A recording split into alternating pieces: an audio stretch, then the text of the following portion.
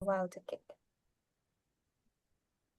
Perfect. Okay, well, good morning, everyone, and welcome back to Next Wave. Thank you all for joining us on your Saturday morning and for the second core training session, which is incredible that we've already come around to the second one.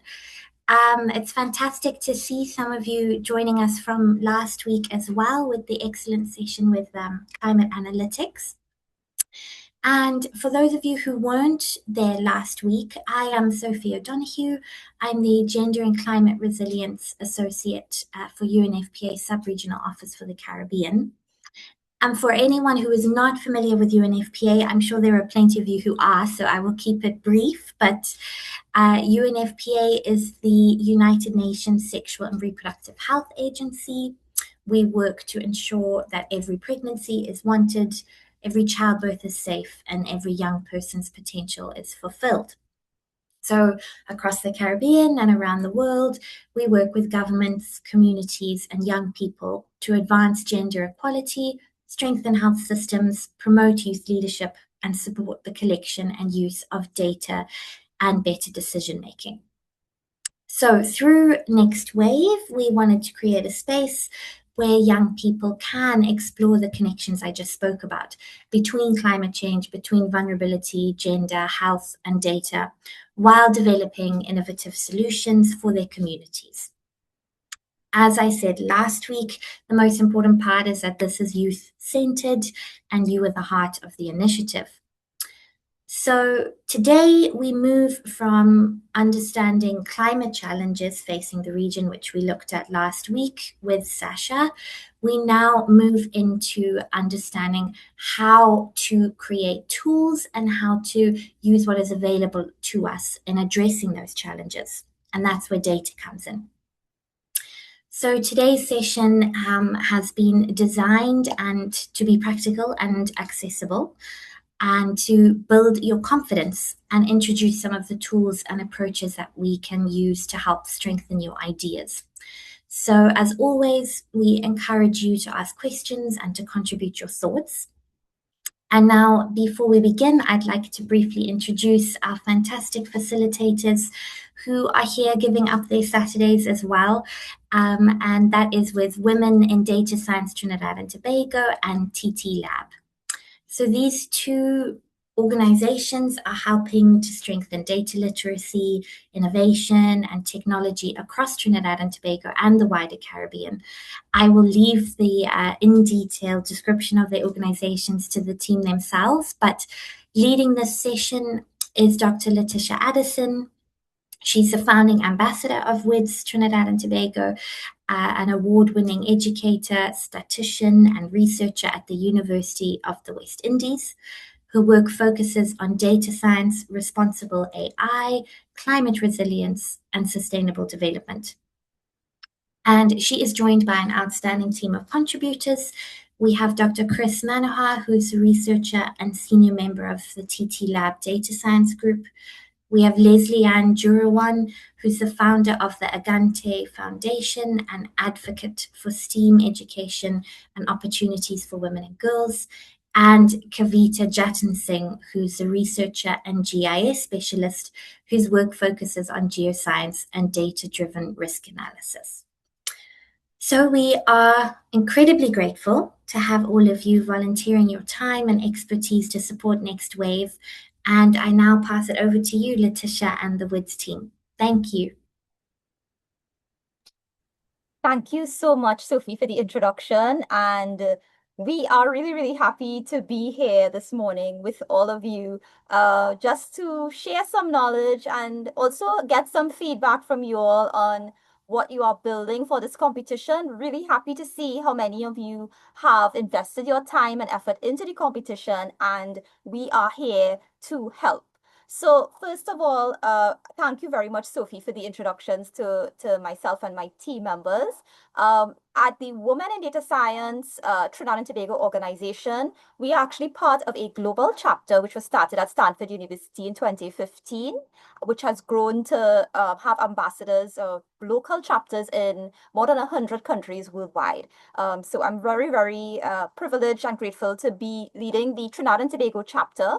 And I will tell you a little bit about WIDS TT, as we call it for short, first of all, and then also give you a little bit of an overview to the TTLab Data Science Group, who we also have as mentors and contributors and researchers in our WIDS team as well. So let me just share my screen and I will just show you our website just to give you a quick overview of what we do. At WIDS, we actually support a lot of these types of events where it's a lot of outreach. Hopefully everybody's seeing my screen, right? And I will drop the link in the chat. So it's widstt.com. So we support a lot of outreach. I'm just scrolling so you can see that we have a lot of different events that we host, hybrid events, webinars, seminars, forums, etc., where we feature work, or in this case, we actually assist with giving persons data literacy and data science literacy knowledge in terms of tools that they can use, not just for women and girls, but also for the boys and the men who support them. So we have various workshops. We have a lot of different interactive and collaborative events, such as what we're doing now with the UNFPA team. And we also assist with competitions as well. There's a global data challenge that happens every year through the WIDS Global Organization, and we assist young persons like yourselves or any data enthusiasts who are interested in having skill sets to be able to use that in these competitions and beyond when you actually get into your careers. So I'm sharing it in the chat for you so you can have a look at our website, see some of our outreach that we have done over the years. We have done a lot of outreach in schools across Trinidad and Tobago, primary and secondary schools. We have done some regional outreach through the CARICOM Girls in ICT, with reaching Guyana, Barbados, Jamaica, and all various countries that participate in those events, and also globally as well, because we host global workshops. So we're really happy to have you all on board. And I really wanted to mention this as well, because we have a set of resources. We will mention this at the end of the session today as well for you. For the purposes of the fact that you all would have a short session, today is just 2 hours to cover some of the content related to data-driven solutions. We have a really nice handy resource hub. So I will link this for you in the chat. And eventually when you go on our YouTube channel, because this links to all our resources on our YouTube channel, you will be able to see some actual playlists for different starter packs. So last year we had a competition for students who were in FCA writing secondary entrance exams, and we had a little starter pack of videos to understand what data science is, etc. And we basically just curate data playlists for persons who need the tools and resources to be able to get started. So I would encourage you to keep this link handy. And you can also visit our YouTube channel. And as I mentioned, by the end of the session today, we will give you that link again so that you can subscribe to the videos, and there will be a specific playlist for you for this particular competition. So really, really happy to have you all as part of this team that we'll be mentoring. And I wanted to mention, because this is a collaboration, Women in Data Science Trinidad and Tobago also collaborates with TTLab, and I'm also part of the TTLab research group. TTLab itself, let me just get that site for you as well. Show why it's not coming up here. I will drop this in the chat. Is a local data science. I don't know if anybody has ever heard of TTLab. I'm not sure if any of you have. If you have, let us know. If not, and you could tell us in the chat where you're from as well, which countries that you all are calling in from today, so we can have an idea. But TTLab is a Trinidad and Tobago research. I know it has lab in the name. It's not a physical lab. It's like a computer, a virtual lab, if you want to call it that, with researchers, where we look at different local, regional, and even international problems, challenges, and actually understand how to deploy practical solutions. There are more than 100 researchers or alumni as part of the TTLab system who have passed through, did conferences, etc., presented work, which has been very, very fruitful. Some of them, I don't know if one of them is here, Mindy, would have done some work in agriculture to create an app. And that is also on the WID's website as well, if you want to see a little bit more about how she would have done that with her team for agriculture. And there are a lot of other solutions that TTLab has drawn on over finance, banking, engineering, and even an AI and climate data science a research group that I am also a part of, where we're looking at an AI for SID solution. So I don't want to take up too much time, but there's so many things that you could hear about when it comes to TTLab. And I would say personally, myself and I think Kris, I don't know if Dr. Manohar is in the room, but we are both very grateful to TTLab because our mentor, Professor Hossain, who's the director, he is the one who really has been inspiring us to help inspire you. So we're really happy to be a part of this team. And there are a lot of publications and different things that you all can see when you visit the site. So just wanted to give you all a little context as to who we are, the WIDS TT group, as well as the TTLab Data Science group. And we're really happy to be in the room today to be able to assist you with your competition. So with that said, I want to actually introduce my team. I know we have Lesley-Ann in the room as well as Kavita, and they will come in and we will be doing a joint session. So Lesley-Ann is here and Kavita, right? You can see them on screen, and we will be giving you an idea of how to approach some of the work and that you'll be doing with respect to the challenge. So I will hand it over to Lesley-Ann to make that introduction. Lesley-Ann, take the floor. Hi everyone, I'm Leslie. So I've taught math and IT here in Trinidad and in Japan, and other things for about 10 years. And I've also done a lot of work with chocolate and cocoa and working with the women in data science. I'm always happy to help out. It's always such a great experience, and it inspired me really to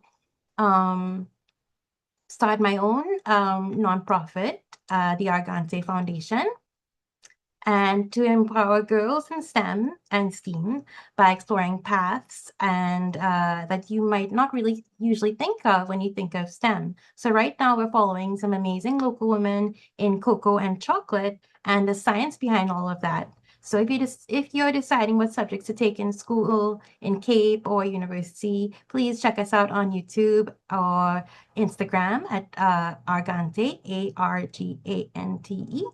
And I'm really happy to get a chance to share with you and learn from you together today about data. Thank you.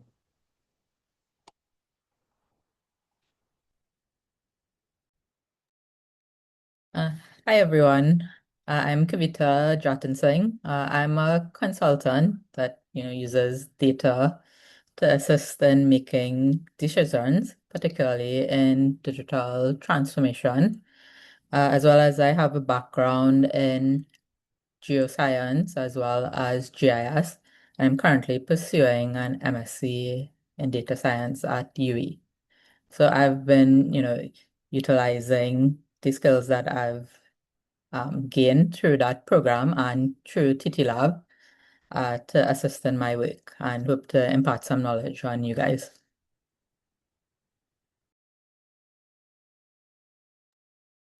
Okay, so I'm going to try and start sharing my screen, guys. I hope everyone is able to see it at some point. I'm going to also do it as a slideshow. Can I have some confirmation that you are seeing the title of today's Yes, we can see the screen. Thank you, Lesley-Ann. Thanks so much. So let me make sure that I can see my screen. Okay, so you heard from your today's speakers, and I'm Leslie once again, and I'm happy to talk to you today about data. So,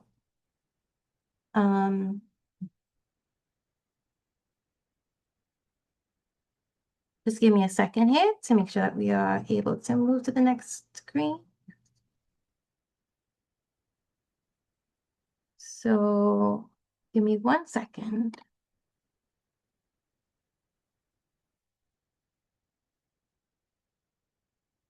Great. So by the end of the session today, you should be able to understand some data science fundamentals. I'll be talking to you about that. I'm going to try and keep that to 30 minutes. And we're going to explore some open source data tools, some sources of that open source data, and create some basic visualizations. And you're going to see Kavita design and a data-driven concept. And we're going to be preparing for your pitching ideas. Just give you a little help in there. And we're happy to answer all your questions in the Q&A at the end. So next, so I'm just going to jump right into it. So data is any facts, figures, observations, anything that can be recorded or stored. And processed, later gets organized, given context, analyzed, and that's how it becomes information. But I know you knew that. So now that you know that I know that you know that, let's just start thinking about the types of data you might encounter in this challenge. So I'm going to drop a link in the chat right now. And hopefully you can see that. And if you follow that link, there's some instructions that you can use to classify some examples of data you might use in this challenge. Just drag and drop them into the right category. And when you're done, you'll get a secret code and paste that secret code into the chat to let me know that you're finished. I'm going to give you about 1 minute, starting now. Go.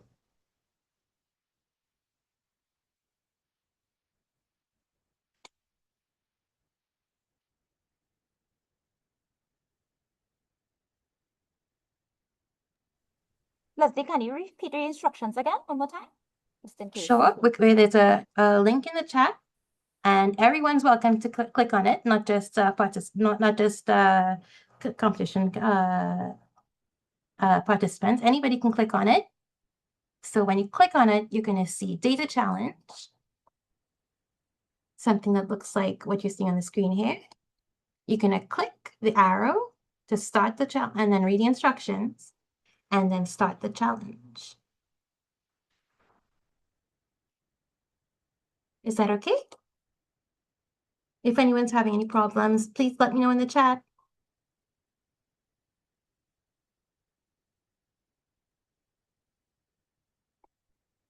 Whoa, you guys are fast.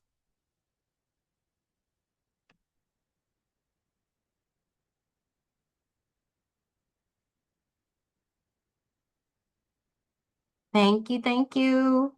So we have Shreya and Kimberly and Gabrielle and Sophie and Jaden and Kelsey and wow, very good, very good. I'm so happy. So as you can all see, the secret code is all data because it's all data. So I'm gonna go ahead there a little, if that's okay. And this is what you should have found. Sorry, I was supposed to share those instructions before. So you correctly categorize those types of examples of the kind of data used in this kind of challenge into the right categories. So we have examples like hurricane frequency, rainfall records, sea level rise projections, flood zones, all those examples of data. So not just facts and figures, could also be maps as well. So demographic vulnerability, if you've heard this phrase before, you're very smart. So demographic meaning the people, and so populations by age or by gender, poverty rates, youth populations, disability statistics, those are all examples of who lives in the affected areas that you might be investigating in your project. Another example comes from the resources that are available to keep people safe. So locations of different clinics, shelters for gender-based violence survivors, hospitals and evacuation routes. And just remind me, what does SRHR stand for? Sexual and reproductive. Whoa, thank you very much. I love feedback. Great. So that's very good because we had to look this up before we started. So thanks for that. So sexual and reproductive health and rights. So the location of those clinics during an emergency, natural disasters and such like that, access to it in your community. That's an important thing to know for an interesting thing for projects. So now that you're thinking about the types of data that you can encounter for this kind of challenge, I wanted to tell you a little bit about primary versus secondary data. There's a different way to categorize or think about data. Primary data is the data that's collected firsthand by a researcher, or like you for your, if you were to survey the people in your class or in your neighborhood, that would be primary data. In this challenge, you're encouraged to to use secondary data, what we're calling the open source data, collected by others, because it's quickly available, but it might have a different purpose than what you wanted it for. And it's because primary data would take longer to collect. So what do you think about costs? Which one do you think is more costly to collect for you, the user? Probably the primary data, right?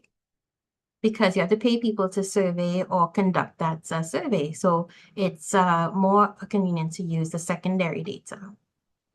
So now I just want to show you a video about what data science is. And then I'm going to ask you a question just to check that you were listening. And there's some music, but it's you can read the text on the screen. So don't worry if you can't hear the music right away. Okay, let's watch the video.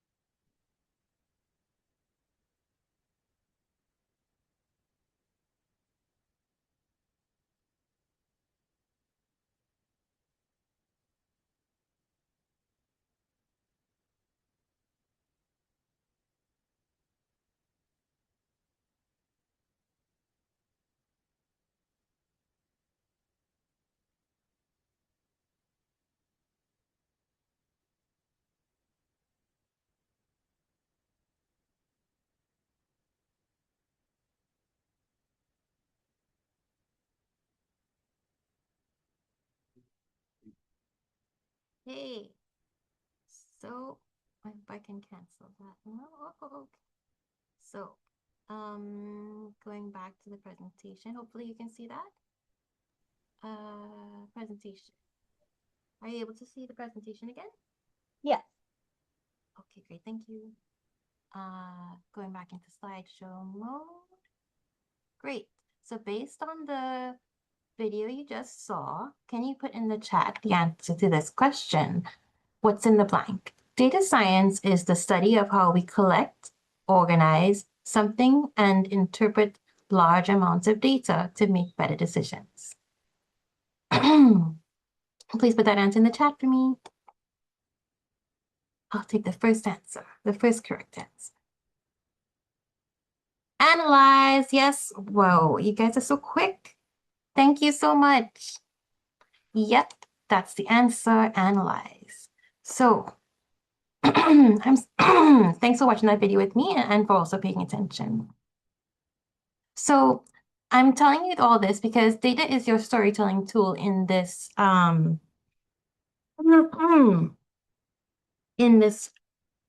challenge. And you don't have to be a data scientist to use data.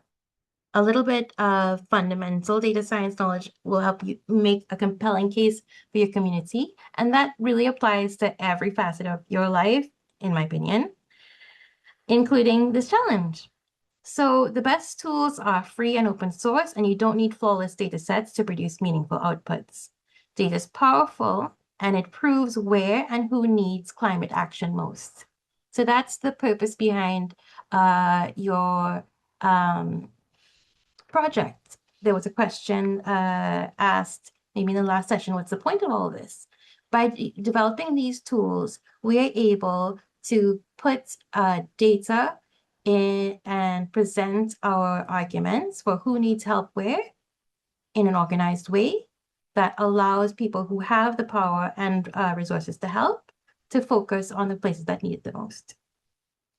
So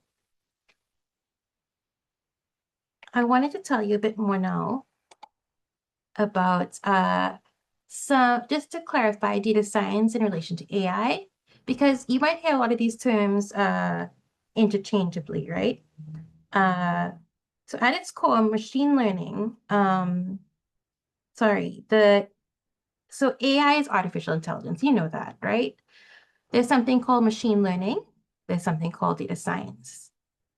They're used interchangeably sometimes, but they are different. And whereas artificial intelligence means smart machines that act and think like humans, machine learning is that subset of AI where we're talking about building mathematical models based on training data to make some predictions.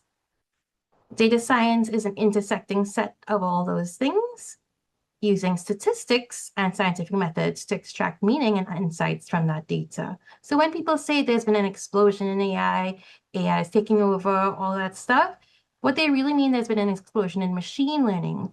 True, AI is still ways off.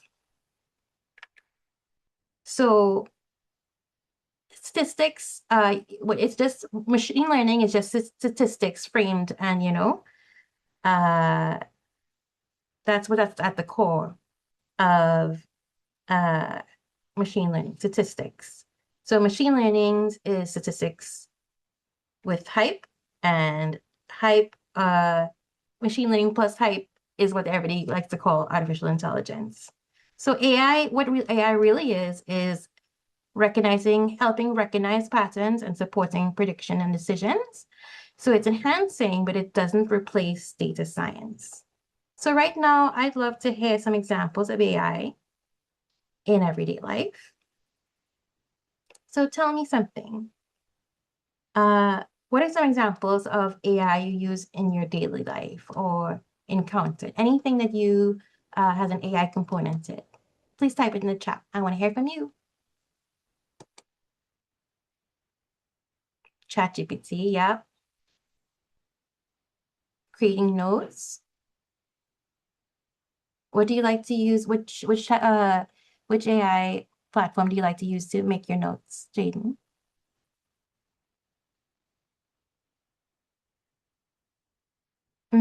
That's true, Kelsey. Every time we search something on Google, we have an AI mode that comes up first. Nova AI, I never tried that one. And Claude, Jaden, okay, cool. A co-pilot, thanks. All right, and what you're finding is a lot of them, oh, I don't know that one, Gamma AI for presentations. Oh, okay, cool, thanks. I'm learning a lot, guys. Thank you. So all of these are things that we're talking about, like ChatGPT. A lot of those fall under something called large language models, right? And that also falls under something called generative AI. All of that falls under machine learning and artificial intelligence. But those large language models, the generative AI, they're only as good as the data they're trained on. So I want to know how much of that data or what I want to know what you think. How much of that data do you think has the Caribbean in mind? Because we have whole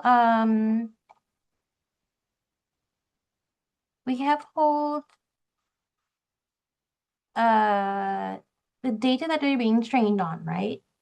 It's sorry.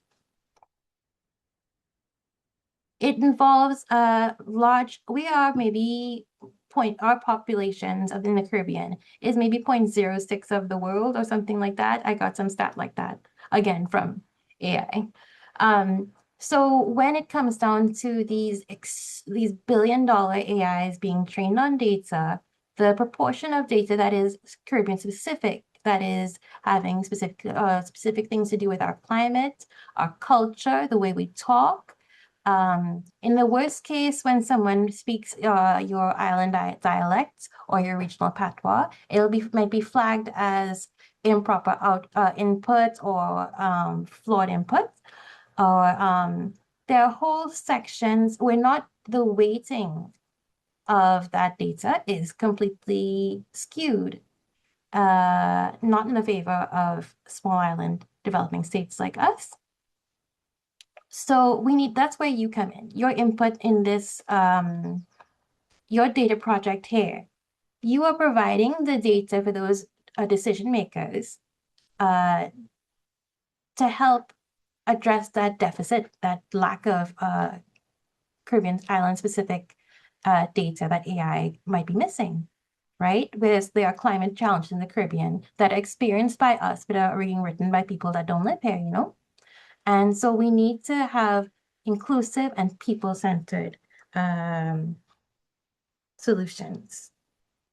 So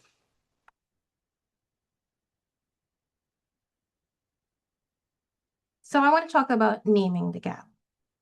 So there in our context, as I said, the exact data that you might want to use in your project mightn't exist yet. But documenting that reality is a core, what you call deliverable. So that's an important finding in itself. Marking that, documenting that as what's missing, explaining why it matters, and thinking about who gets hurt without it, you know, who suffers because they're not counted, figuring out who should be collecting it next, maybe a national level organization.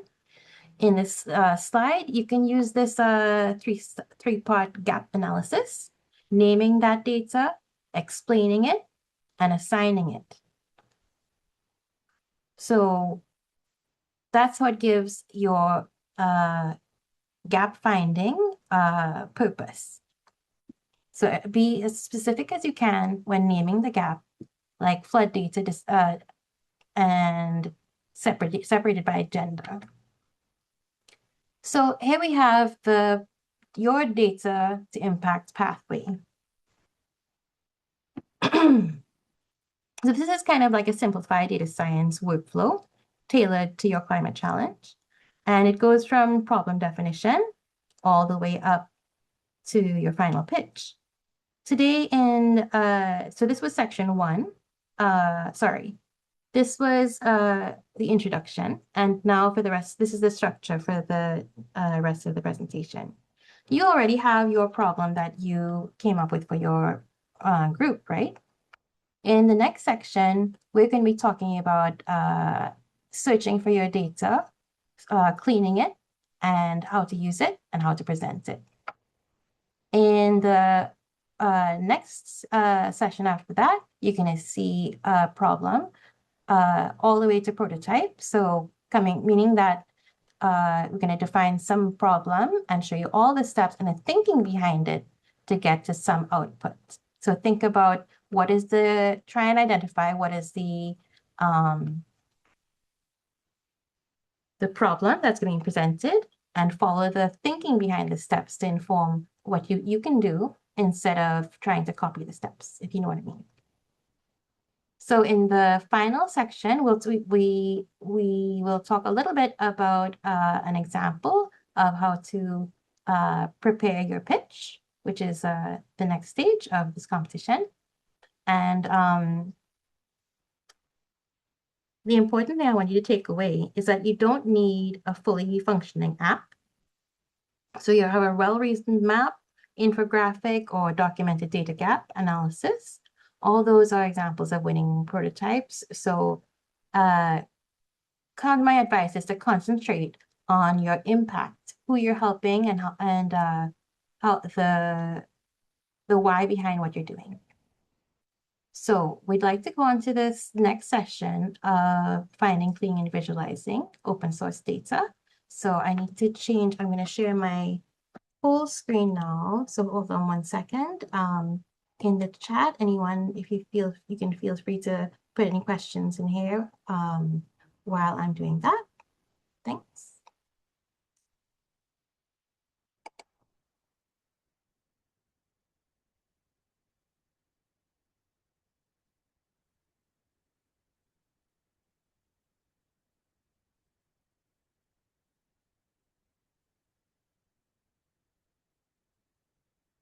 All right.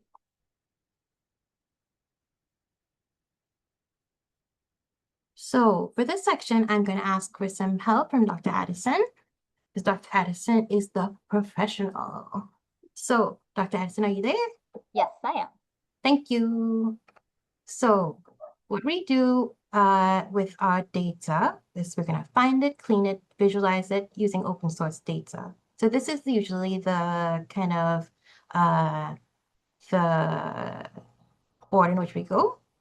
So using climate change data, we can understand climate challenges that we face in the past and present day. So to find the data, prepared creative visuals and identify data gaps, first we have to find it. So in this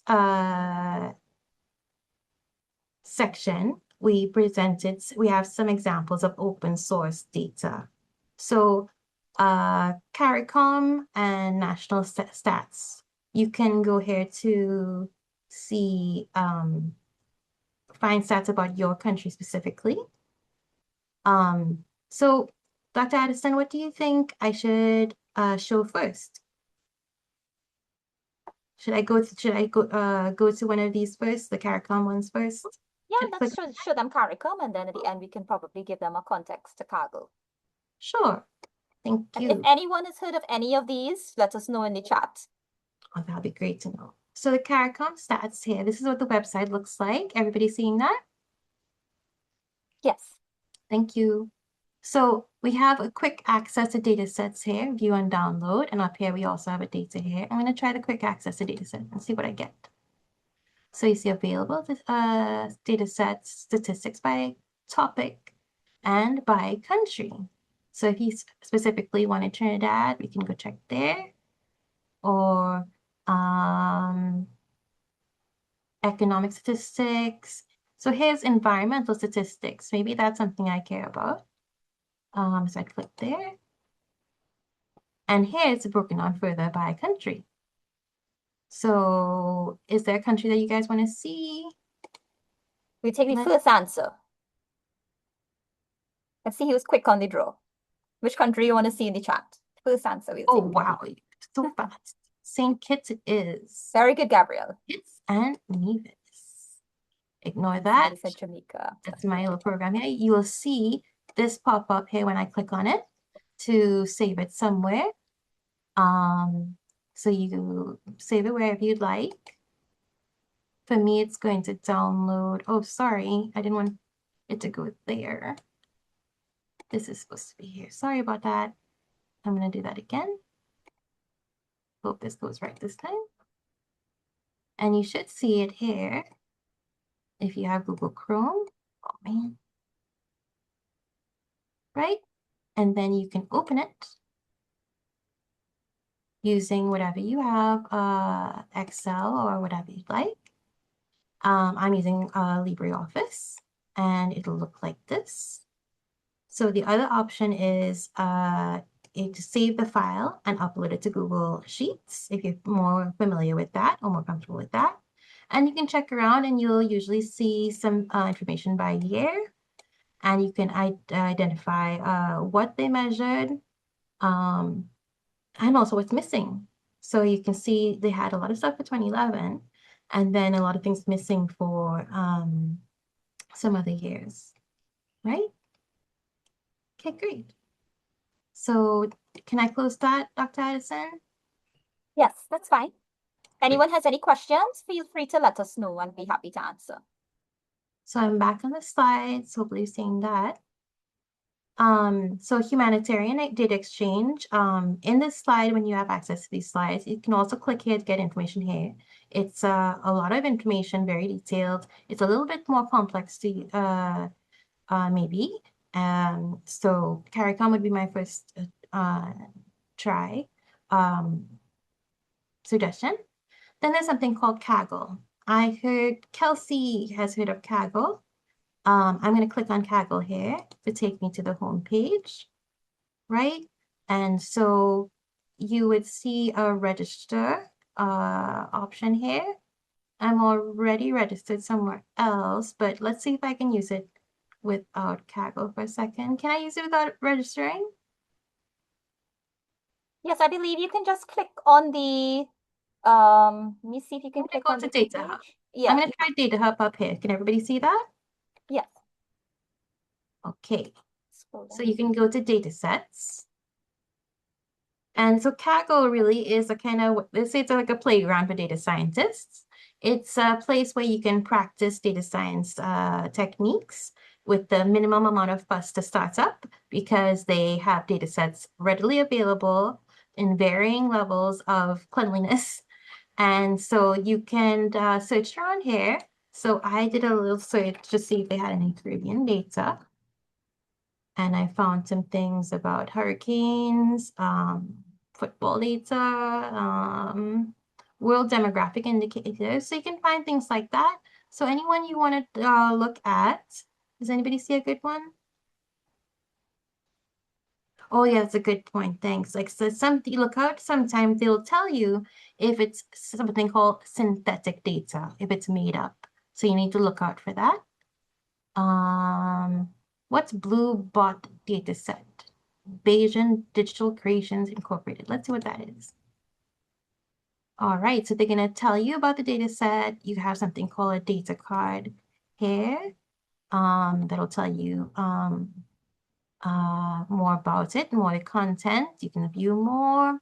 Wow, time series image data. Wow, pretty cool. So you can see people what code they've done with it, people using Python. And then you can see where to download. See the big and bold button right up here by up at top right. It says download. You can actually just download it like that. And you can choose to download it as a zip or as you like. And go from there. Is everybody okay with that? So the main thing is going to Kaggle and you're looking for something called Data Hub, and under that, data sets. And feel free to search around using the search keys. Good. Is that okay? Tanisha loves this. So I suspect some of you will definitely sign up for Kaggle. And yeah, and you can definitely have it as your playground.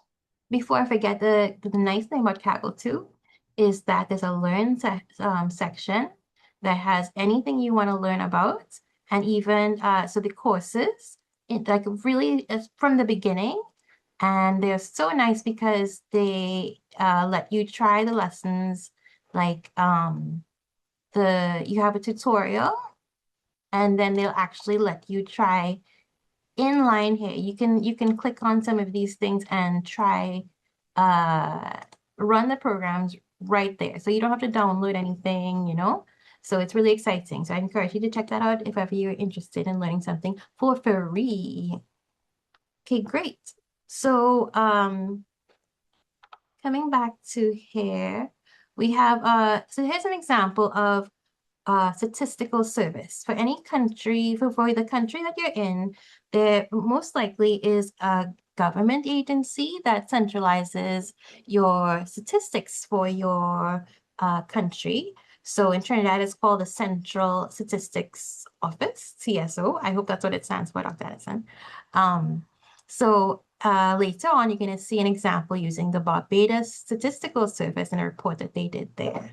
So over here, I had a little tip here that maybe you don't find exactly what you need, but that doesn't mean it's not useful.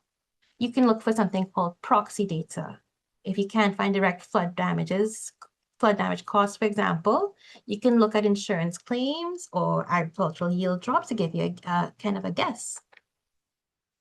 So working with data gaps, right?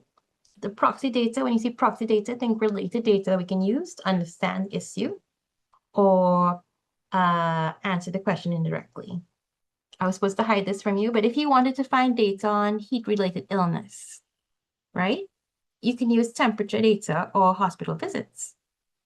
So it's important to remember that you don't need the perfect data. Once it helps you better understand the problem, it can still be valuable to you and your project. So now I want to talk about data privacy, right? So you're encouraged to use open source data, the ones that we showed you just now. But if for some reason, either in this challenge or in any coursework, schoolwork, job-related stuff that you do later on, it's important to understand that when you're collecting data, you have to be responsible, especially when it relates to gender-based violence or other sort of issues during climate crisis. So let's say you're collecting raw individual data, people's names, their addresses, anything that can identify them personally. So we call personally identifiable information, PIIs. But don't worry about the terminology. When you collect that data, the golden rule is to never map or display individual identifiable survivor data. So we have to go through an anonymization process and what you'll hear about later, an aggregation process. So in the case of mapping the exact locations of the domestic violence during the domestic violence calls after a hurricane, that's not what we want to do. What would be a better solution? Can anybody tell me in the chat what would be a better solution to help those affected that would respect their privacy and protect their private information? Please let me know in the chat.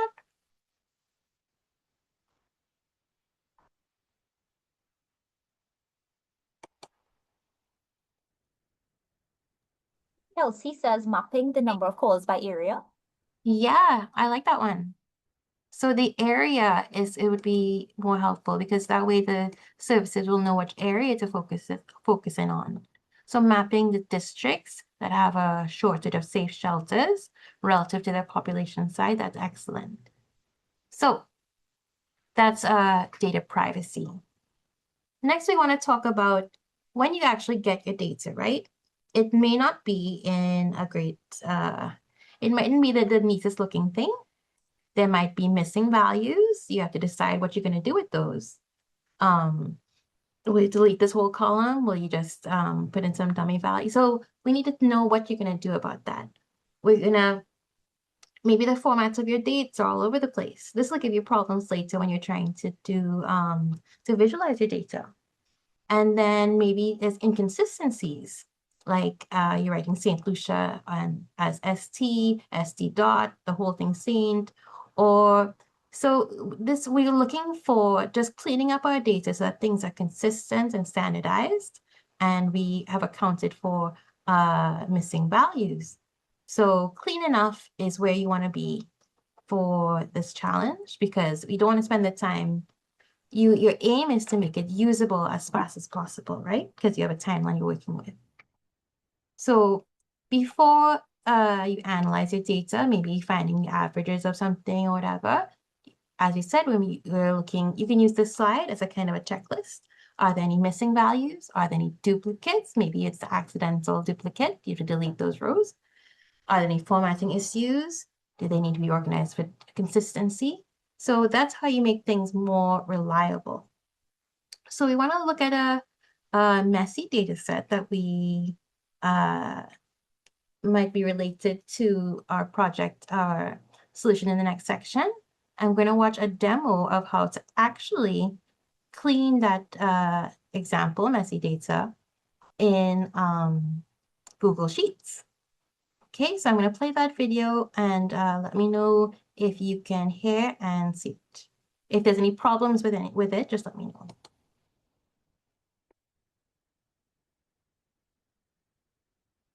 Greetings, everyone. Today we're going to do a quick demo on cleaning data and visualizing using Google Sheets. What we're going to do in our Google Sheets environment here, select File, Import, Upload, Browse, select the dataset, press Open, comma, then import data.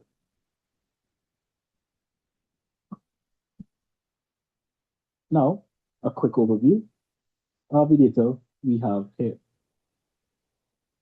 As we scroll through, looking through country, we can see we have inconsistent labeling here. If we look at districts, we can see some inconsistent spelling as well. And we're seeing some missing values. We're going to quickly clean this up, make it consistent, and remove duplicates. First, I'm going to show you a quick feature where we can freeze the first row. That makes it easier to keep this row in view as we scroll down.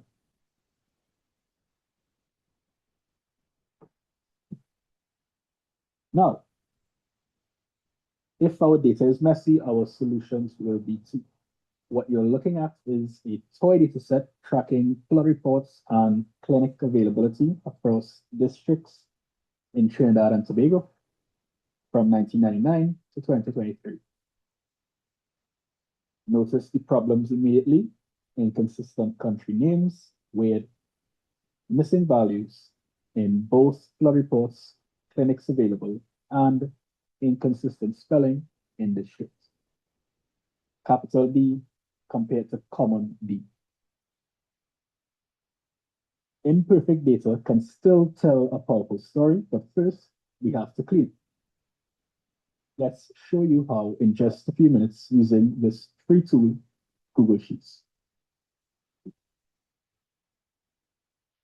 So we have three immediate problems: duplicates, inconsistent labels, and blanks. Let's tackle them in an efficient order. We're going to remove duplicates first. We want to highlight all the data. So the row above row 1, there is an empty cell. We will select that, and it selects the entire data set for you. We will select data at the top here, search for data cleanup, and then select remove duplicates. We will select data has header row, and then we will select the button remove duplicates.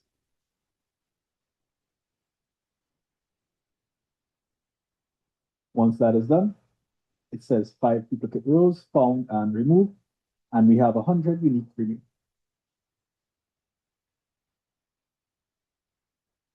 Notice how Google Sheets instantly found and removed the duplicate entries. This prevents our charts from double counting disasters.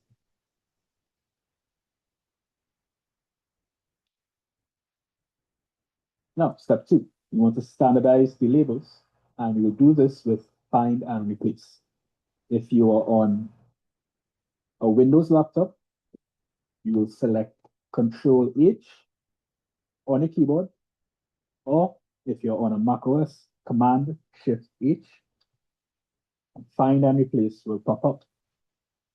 We're going to find Trinidad, and we're going to replace with Trinidad and Tobago. Replace all 79 instances of Trinidad and Tobago were replaced. And then we're going to say T and T, place 17. And say T and T, nothing, so that's good. Then T and T, 4. And then we have our consistent country labels.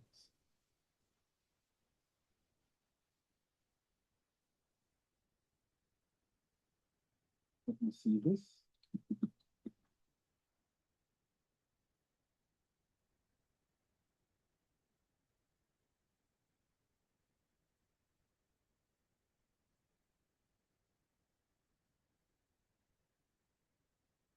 Looking at row 16, you can just manually update this. District capital D, capital B. Scroll down. And then row 84. Only capital D.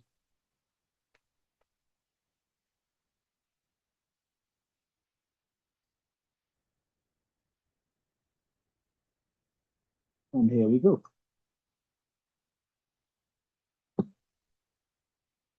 Now we're going to handle the blanks.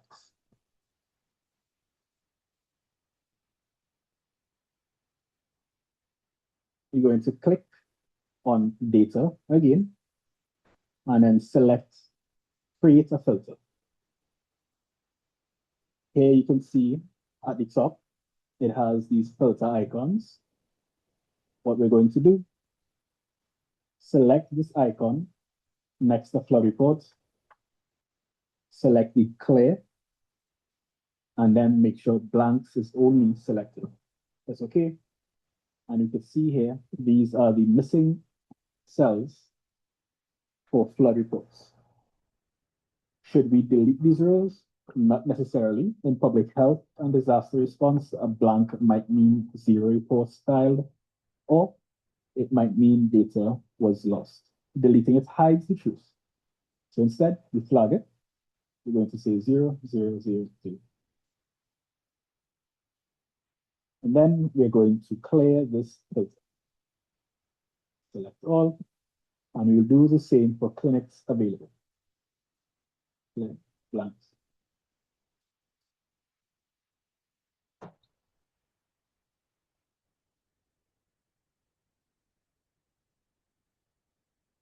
Here we go.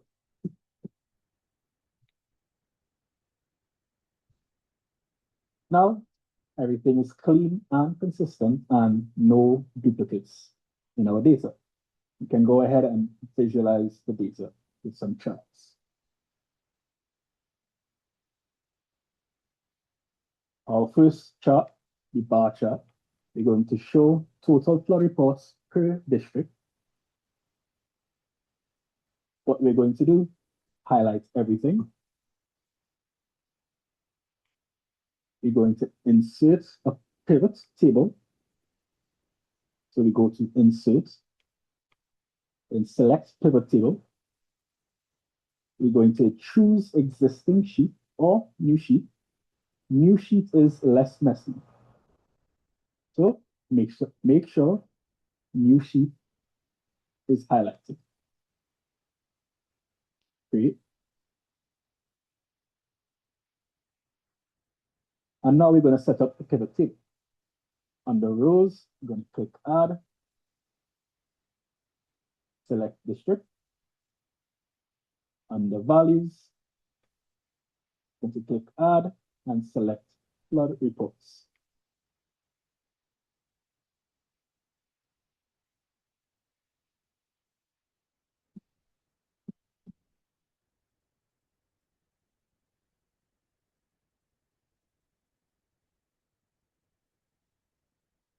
Now that is set up, we need to make sure everything is configured correctly. Under flood reports, this drop down here, summarized by, this needs to be sum, not count. And now we're going to highlight our new pivot table.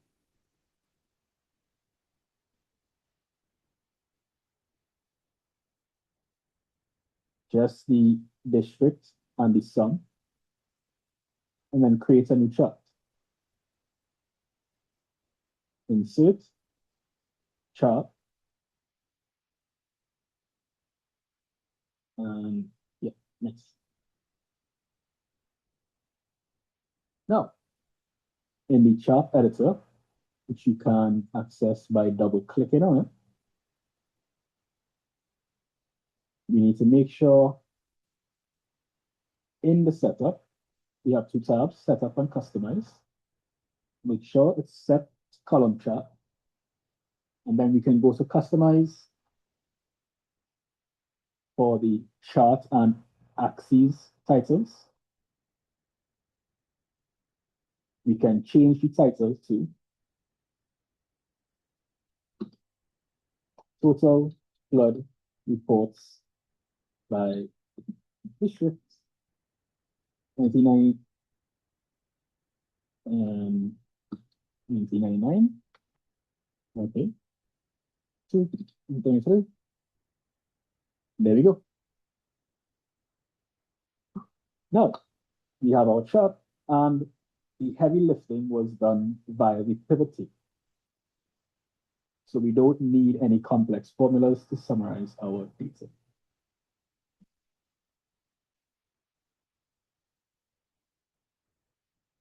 And there we go. Quick demo of how we can use Google Sheets to clean and prepare our data and visualize. That is the end of the quick demo.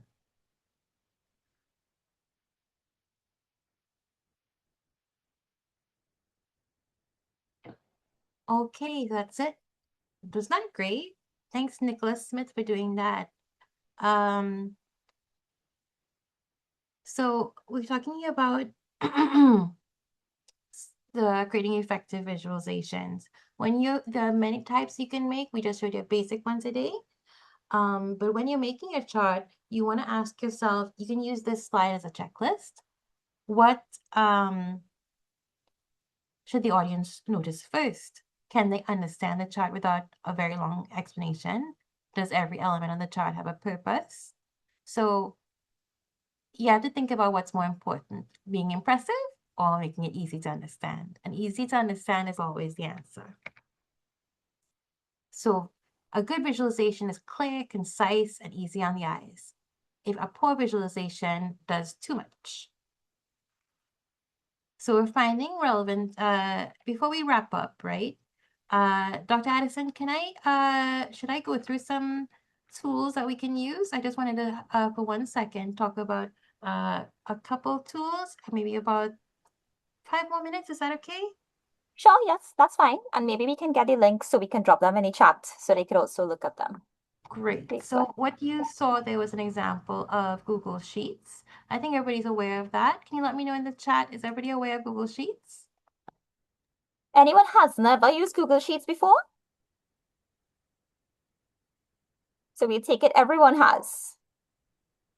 I'm going to try my best to share as I use, okay? Yes, So okay, we just great. saw that. And you could let us know what other tools you have been using. We just wanted to get a context if anybody has no code tools, and then there are also coding tools we could mention as well. Okay, great. I'm gonna go down to Canva. Have you used Canva there before? So Canva, if you open it up, it'll look like I can open it up now and look, what's this? It's Women in Data Science Trinidad and Tobago resource on how to use Google Sheets from the very basics. If you've never seen a Google Sheet before in your life, and it's so nicely done. So no matter what level you are, don't be shy. We got something for everybody. This is a fun one. So this is a plug that for the resources that Dr. Addison told you about before. But using Canva, you can make presentations, you can make posters, anything you want really. And it all comes down to what you are comfortable using, right? No, I don't want to pay for anything. So you can use, you can check by, you do sheets, you can use code in Canva. Now I didn't know that. You can make websites, and so for infographics and stuff like that, it's a nice place to start as well. And there's a lot of free resources to do that. And there's an AI tool as well. So templates is a good way to start based on what you want to do or projects. Okay, so I think everybody has seen Canva before. Another option, so let's say you want to do some graphs and you don't want to use Excel, maybe you have a perfect data set, it's already clean and everything. There's something called Data Wrapper. Let's check this out. So create you're supposed to be able to create charts here with, a single click. So look at it down here. They're telling you exactly. It's very, very user intuitive, and you can do a lot of different things very quickly and edit it as easily as you can edit a picture kind of thing, So I'm going to drop that link in the chat now too. You want to check that out. And then, so that's for graphs specifically. And then if your solution has to do with mapping some sort of service, right? There's something called Google My Maps, not to be confused with Google Maps. I have a little tutorial here for you on how to use it. And also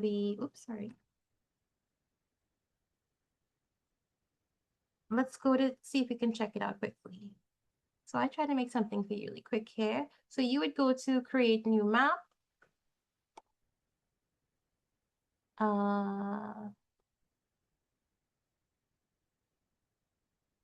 Create, did I do create? Right? And you'll start with, wherever you are, but you can make it's anywhere in the world. Say I want to make a map of my area, somewhere, San Fernando or something like that. Right? And I want to say something about, or better yet, let's say I have, so I do some stuff with cocoa and chocolate, right? We can grow some cocoa out here in an area of Tabaquite in Trinidad and Tobago. There's hardly any roads and stuff like that. So this is a good, if I want to talk about my access from here,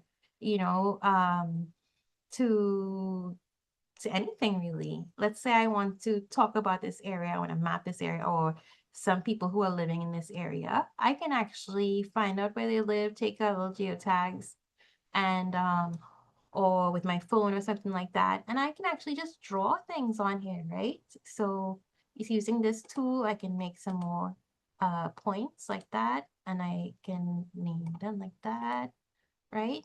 And I can join them up like that.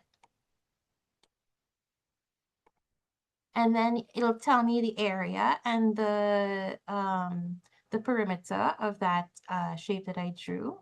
So this might be useful in quantifying something you want to say about your community or some area that you're saying is, um, affected by something. You can also use this tool to map, like, what is the closest amenity to your area.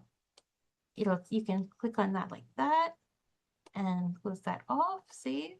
And that line, you can tell exactly that, how far the amenity is.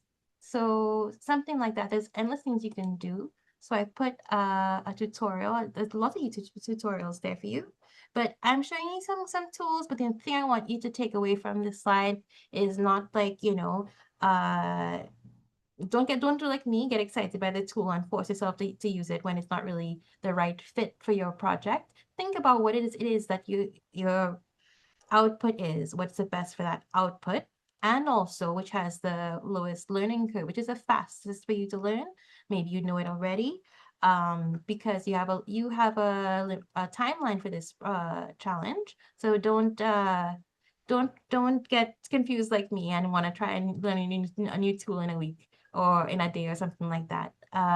Judge based on your own capabilities, and judge based on the actual output that you're looking to produce. Okay, so for that, I think in my section, we did the demo. So to recap, we looked at how we can find the data, clean and prepare it, create some visuals, very basic introduction to that, and there's more online, lots more for different levels on the WIDS TT YouTube channel that Dr. Addison will tell you some more about. We talked about identifying data gaps, and you're going to see more about that in the problem solution coming up next. And you're using the data to support your idea. So keep an idea of what it is that you're trying to support. So the types of output that I was talking about before, here's some ideas. And the point is that you want to take away is that you don't have to be some coding expert. Thinking and local impact matter more, right? Say you can create a risk map. If you want to show where floods hit or where health clinics are located. You want to build a dashboard, meaning that, something with different charts and things to track local weather or community needs. Policy brief using like a Canva post or something, so you can tell leaders and decision makers how to fix the problem. Or you can give a gap analysis report. All those are explaining why those information is missing. All those are examples of winning combinations for this challenge. So next, we're going to go on to the next section. I'm just setting you up by letting you know that the data came from the Barbados Statistical Service, and it's actually a PDF report that you're seeing over here. And the tables come in this format here, so it's pretty clean. What you saw in our example was a kind of representation of what you might see, what the data that was used to compile this report would look like. So keep that in mind as we go into the next section. Okay, as we make the transition from this section to the next one in 2 minutes, just wanted to find out if anybody has any questions so far, any concerns, before we go into a little bit of a more intermediate application that Kavita would do. Really, really want to thank Lesley-Ann for really giving us her expertise in the initial steps in building your data-driven solution. She has done a phenomenal job, must say. Any questions so far? Any other tools? I just wanted to know before we get Kavita to come in, are there any tools that you use currently? Because I will speak at the end about the AI-based tools very quickly before the end of the session, but I really just wanted to ask in terms of the traditional Google Sheets, Microsoft Excel, Power BI, Tableau, there are so many. Any of them that you all are using or familiar with that you want to tell us? We want to get some feedback in the meantime before we go to the next section. Or if you haven't even thought of a tool, are there any of you in here who haven't thought of one yet to use to analyze data? Jupyter Notebook, nice, Kimberly, very good.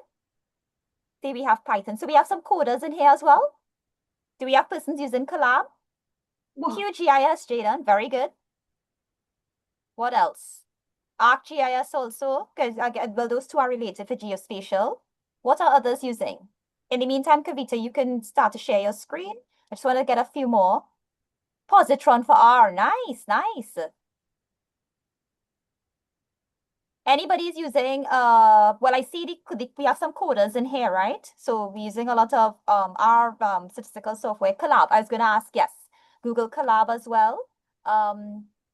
So we have some coders, and do we have any other persons using like Power BI, even Microsoft Excel and Google Sheets? We just wanted to do a very simple demo today, but we have a lot more intermediate and advanced demos that are way longer than this session could have held that we have on our recordings as well. Using even Kaggle, using, well, Kaggle uses both Python and R.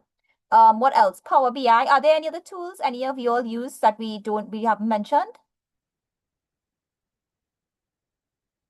So just to let you know that you can, use whatever tools you need to. I see Tanisha agrees with Jadon in the QGIS as well, right? And I'm sure Lesley-Ann would have mentioned a few others that would be useful to you in building your prototype. So I'll pass it on to Kavita now. So Kavita is going to show you a little more of an intermediate side to looking at building or designing a data-driven concept. Kavita, the floor is yours. Thanks, Dr. Addison. Can you guys see my screen? Yes, we can. Okay, great. So Leslie would have mentioned that I got data, some of the data that I used for this from the Barbados Statistical Service, and it's mostly clean. One of the main facts I wanted to let you guys know that as data scientists, 80% of our time is usually spent cleaning data. So I was very lucky, when I was designing this, that I had relatively clean data. In order to design a data-driven concept, I'm going to take you through a 6-step framework. So Lesley-Ann would have shown you 5 steps. And I've added in an additional step called validate.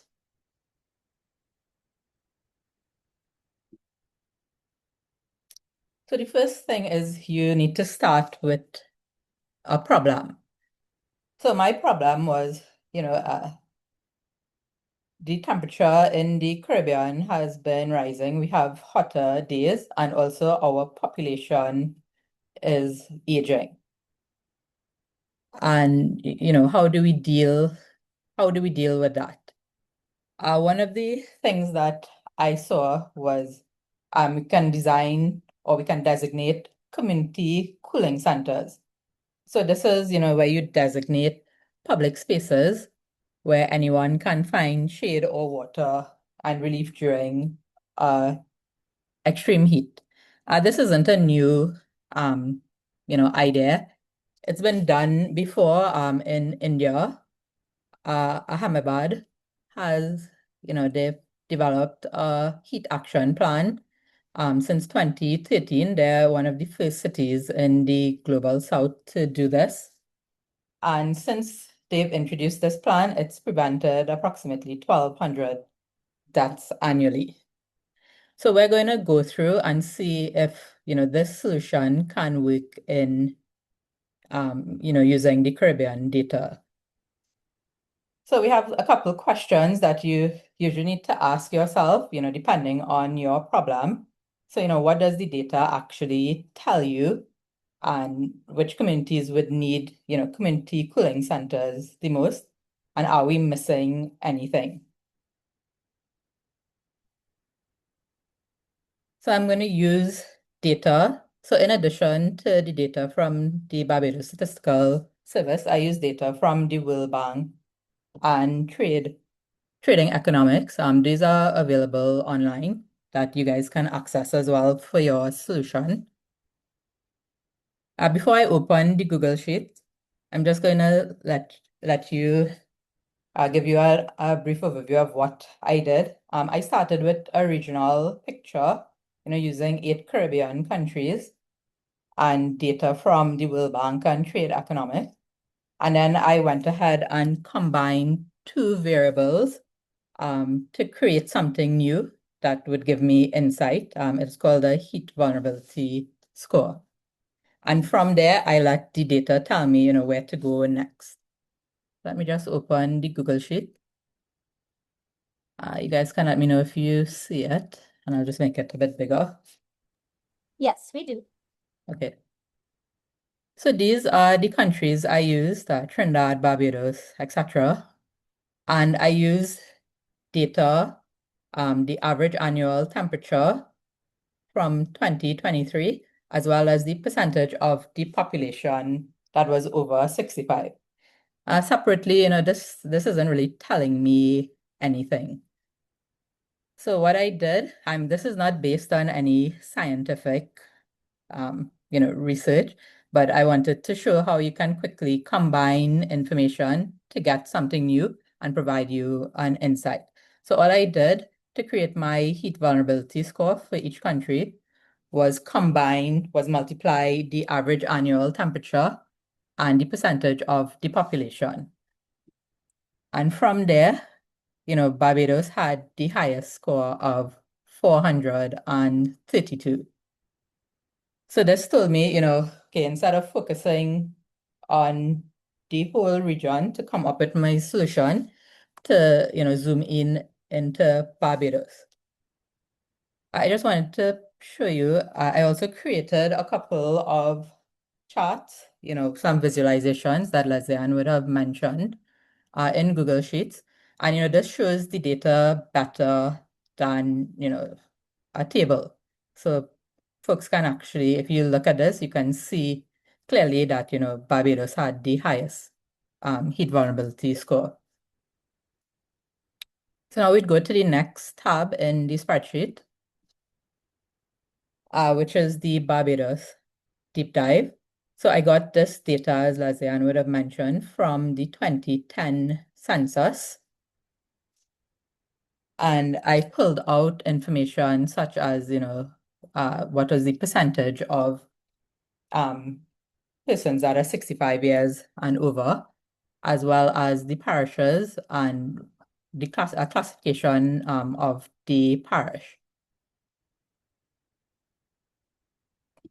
This particular one percentage, so I had to think about, how would I determine, help do some analysis on my data. So there is a question in the census that talks about, access to amenities like AC and a fan, but it wasn't available online. So what I would have done here is, I mean, if you go to the Barbados Statistical Service, you can probably request it and they would provide you the data, but I didn't have the time to do that. So what I did here was I estimated this from the income levels of the parish. So this is an example of proxy data, which Lesley-Ann would have mentioned. And I went through and calculated another vulnerability score. The formula is here if you want to understand it a bit more. And from there, it showed me that St. Michael had, the highest vulnerability score. So I defined, greater than 2,000 as critical.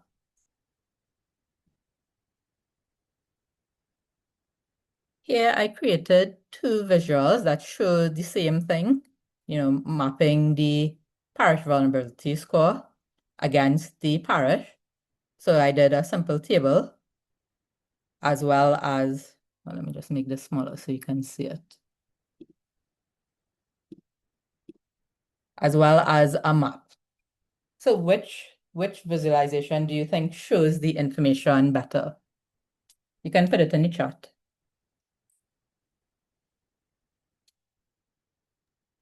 Lesley-Ann, you want to just zoom out a little so they can see both again? Oh. I'm sorry, Kavita. Yeah. Let me just see. You can zoom out so they can see and then kind of zoom in. So she has two there. So which one do you all think would be one that you would prefer to use? I see Gabrielle says the map. You want to zoom in a bit more now to see they can see it again? Gabrielle, any reason why you chose the map? Like what would have jumped out to you as to what you preferred about the map?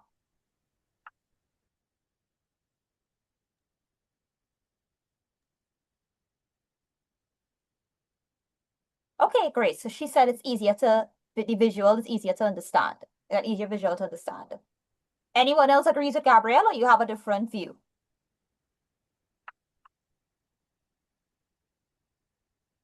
You could let us know. Shamilia says it's more visually appealing. Desiree says map, visualizing, understand is more accessible to different types of users. Excellent. These are all great answers, and I agree with you guys because my background is in GIS. Okay, so now that we saw that, the parish of St. Michael had the highest vulnerability score, what should we do next? Before I go back to the slides to continue with the presentation, I just wanted to show you an example of let me make it bigger so you guys can see, of a data gap tracker that Leslie would have mentioned. So, you can do this in different ways. I just, because I was using Google Sheets, I just chose to map things into a spreadsheet to keep track of, what data I used, and what was missing. And I also sort of, gave it divided them into different tiers. So tier 1 was secondary data, it exists and I can access it online. Tier 2 was it's also secondary data. I mean, the data is there. So for example, the percentage of the population that had access to an AC, it's there, but I can't access it. I may have to request it from, whichever body has the data. And the final tier was, there's no data set that exists. So, this is an example of primary data where, the data would have to be collected. Let me just go back to the slides. You guys are seeing it, right? Yes. Okay, so last week Sasha showed you guys why disaggregated data matters. And, what I just did, it shows you where it matters. So we went from, a regional level to a national level. But okay, so we figured out that St. Michael is the parish in Barbados to focus on to determine, if our solution of setting up community cooling centers, would work. However, now we needed to go into the community and determine, where should we locate these community cooling centers? Where the elderly population located? And what I would have found was there isn't really any open data sources that was available. So this is a gap, and I would have included that into my data gaps tracker. And I mean, what would be the solution, if for you is, you may end up having to either, well, collect that data yourself or, sort of advocate whichever body or NGO to, help you collect that data.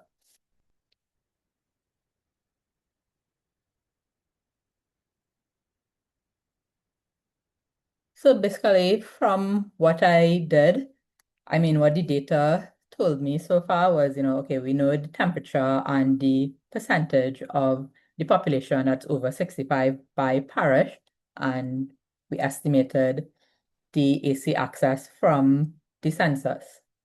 I also found online, locations of buildings that could serve as cooling centers, like, for example, libraries or government buildings. So I had that data. And as I would have mentioned, I don't know, where the folks over 65 live and, other nuances like who lives alone.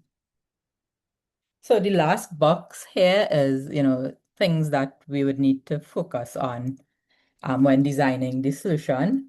And, mapping or taking note of these data gaps are very important.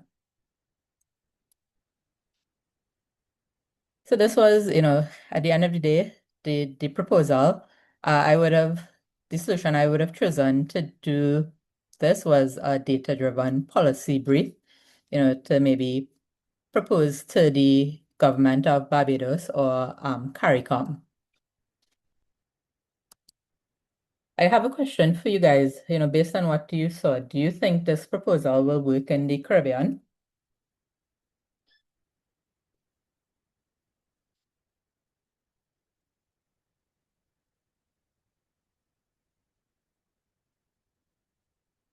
So, I mean, I know I told you that this worked in India, so having, community cooling centers, but do you think something like this would work here in the Caribbean?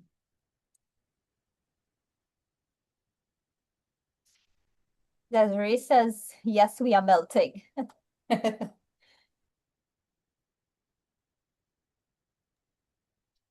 Okay, but I told you that I was designing it for folks that were over 65. So do you think your grandparents would use something like this? Kelsey says she worries about how the centers will be maintained along with safety. Yeah, That's a good concern. That's a very important concern, Kelsey. Yes, these are all good concerns. I'll just give you guys another minute or so.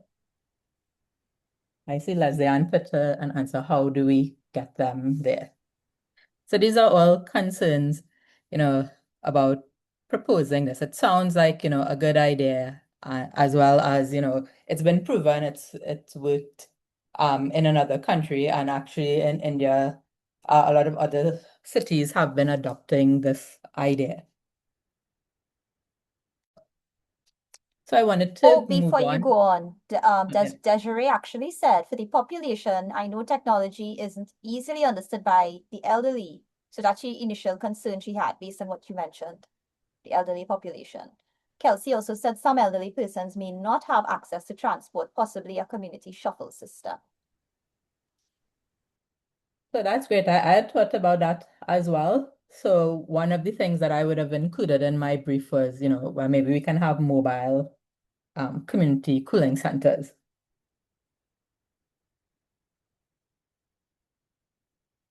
Yeah. Okay, so I wanted to go on to something else.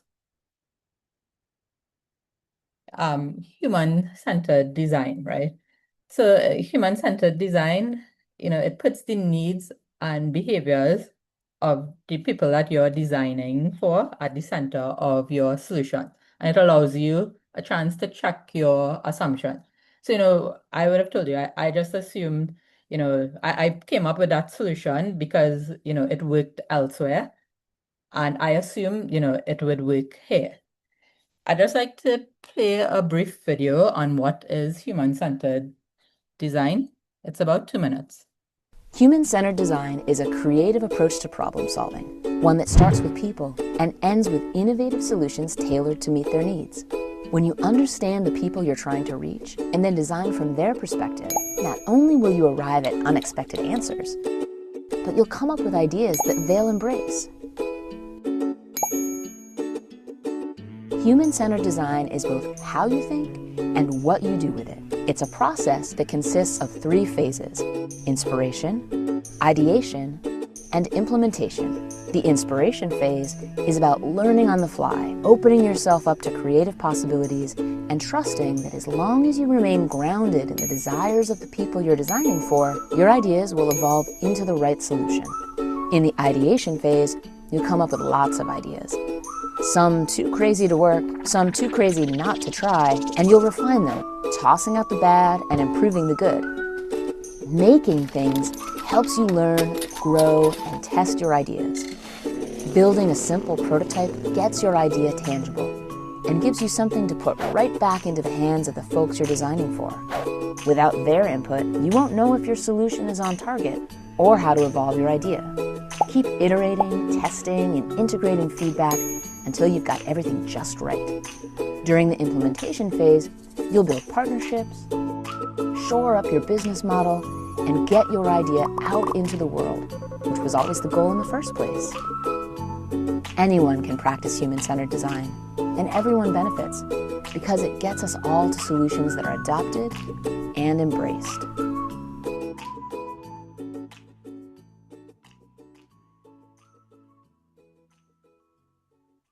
I mean, one of the main reasons why human-centered design was created is basically 95% of new products tend to fail because, it's not really designed for people in mind. And, we've been applying this concept to solutions that we would come up with. So just to summarize and human-centered design in terms of, for our challenge, you basically need to go talk to people, right? Yeah, even though, there are open data sources that can help you, refine your solution. At the end of the day, it's being designed for people. So you need to actually go out into the world and speak to them. And from that, you may have to refine your problem and solution. And you don't just assume that your solution will work for them. And then one of the things that human-centered design focuses on is, testing and iterating. So in our context, this is a pivot where, you may find out that your solution, while it may be a good idea, it doesn't actually work for the people that you're designing for. That's not really a failure. It just shows you that, the process is working.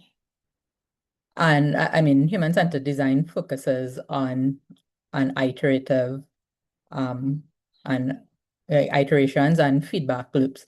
So, you continuously, uh, you know, check in with the persons that you're designing for and have them, test your solution, and you would refine your idea your solution until, it's ready to be put into their hands. Another part about human-centered design is, it tells you, I'm telling you, you need to go talk to people. But something that you need to understand is, which people are you talking to? Who's actually in the room when you're designing your solution? Leslie would have mentioned earlier that, the LLMs like ChatGPT and Claude and things like that, they haven't really been trained on Caribbean data. So, sometimes when you get answers from them, they may not be relevant to you. So you have to ask yourself that when you're designing your solution and using your data. So, who is really missing from your data? If you don't, if they're not counted, it's not because they don't exist. It's because, we never thought to ask them. And from there, like who is missing from when you ask the question, who is missing from the conversations, you can think about it through, different lenses, in terms of things like sex, race, where people are located, income levels, and things like that.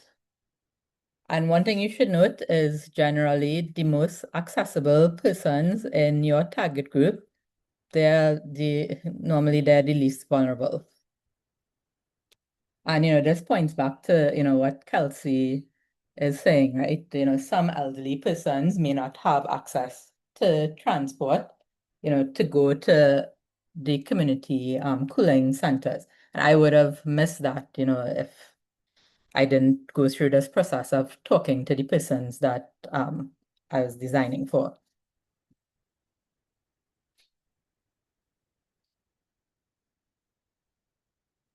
So I just wanted to show you an example of human-centered design in practice. So, when I went through the data and the spreadsheet, it told me, St. Michael is the parish in Barbados to focus on.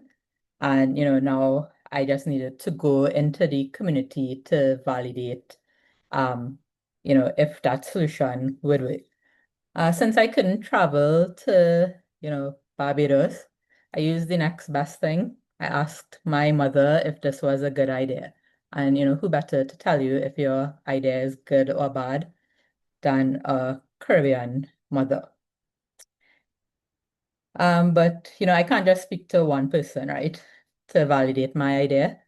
So what I did was I went to, my mother is a part of the Golden Members Club. That's a part initiative that's done at our local library. They meet twice a month.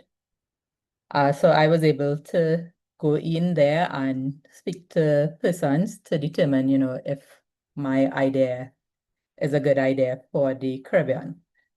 And, I deliberately made sure that I spoke to different types of persons, at the group. I spoke to elderly women living alone, elderly men, persons with disability, persons with chronic illnesses, people who had family at home with them, residents of a home for the aged, etc. This is, an intersectional sample, and I didn't just interview, persons over 65 as a single group. And, based on what the folks told me is that elderly women said, they won't leave home alone and that, it's not safe in the heat. The men who were there, I mean, they were much smaller than the women at the meeting. And, they told me that they rarely go to the library. Usually they tend to lime at the bar or, their local recreation ground. Someone with mobility issues said, a cooling space needs to come to her. She can't walk it. And I mean, someone would have mentioned that. And, I would have said, I was thinking about having a mobile community cooling center. So, and, one of the things that came out of those conversations, is something that I didn't expect. And, it actually came from my own mother. So my mother at home, she has, AC and things like that. We installed that for her, especially when the place was getting hotter. But she actually told me there that, she doesn't really use the AC. To her, she finds, it burns too much electricity, and, electricity costs are very expensive. So what she told me is, when we're not there, usually after lunch, our neighbor comes over and they just sit in the veranda and drink Moabi or lime juice, and they play cards or, chat until it cools down enough for her to go about, watering her plants or start dinner. And she also told me, that, when we're at home, the neighbor doesn't really come over because she doesn't see the need. So this was, a eye-opening, a light bulb moment for me, is that, there's already a solution that exists. It's the veranda, the neighbor, the social connection, shade, having a cool drink. So the gap wasn't a building like, having a community cooling center. The gap was really this network that, the persons that are over 65 tend to have that is invisible and unmapped. And, it sort of disappears when circumstances change. So, my mother would have mentioned that they never wouldn't come over when myself and my siblings are at home because, there's no need to come over because my mother has company. So this is, human-centered design at work. What we discovered here is one solution, the community cooling center, doesn't fit all. Gender, ability, health status, living situation, all of these will shape what we. And, I told you I had made sure that I included different people. So I had a diversity of answers, a diverse set of answers to help shape my, solution going forward. And this is why that step I added in, validate, is very important. And, it's something that you shouldn't really skip. One of the things that I would have collected as well in my conversation would have been things like personal information, such as names and locations and contact information and whether they lived alone. And I mean, in a country like Trinidad, that's not something you really want to share, with persons. So, before I would have used any of this data going forward, I would anonymize it. And I mean, if it is, I still would do a policy brief for this. And if I shared it with, the government, they may want information like, well, who are the percentage or who are the persons, living alone. So if I was going to share their locations and information and things like that, I would seek their permission before doing so.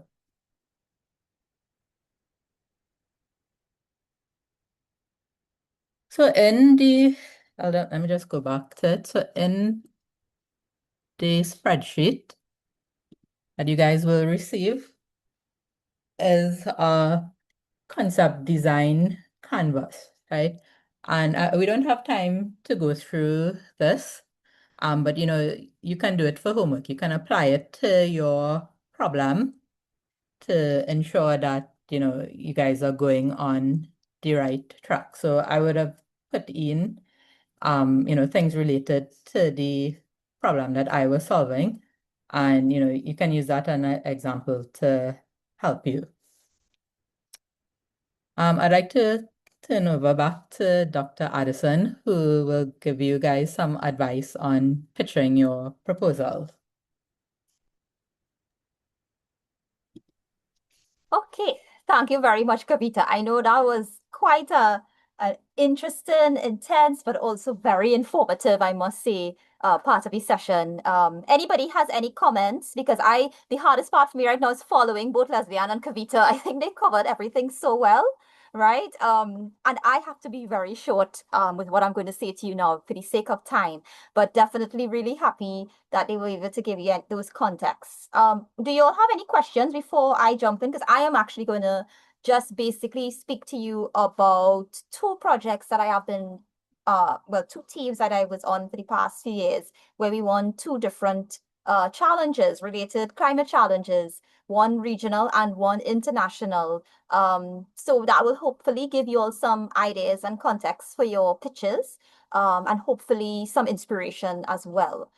Because I know we're short on time and I really want to leave some time for questions, at least probably 5 to 10 minutes. I'm going to try to achieve this within probably less than 5 minutes, maybe 5 minutes tops.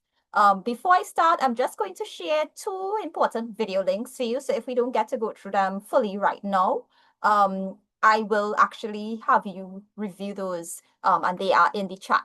I will share my screen so you could just see these slides so I can quickly just talk to you about pitch prep. Do note, however, that I'm just talking from my current experiences with some of the competitions, and I do note that you all have specific guidelines to follow in terms of this current competition. So therefore, I would have you all make sure that you follow the guidelines set out. I'm not sure if you're seeing my screen. It's saying loading. Is anyone seeing my screen? Let me stop.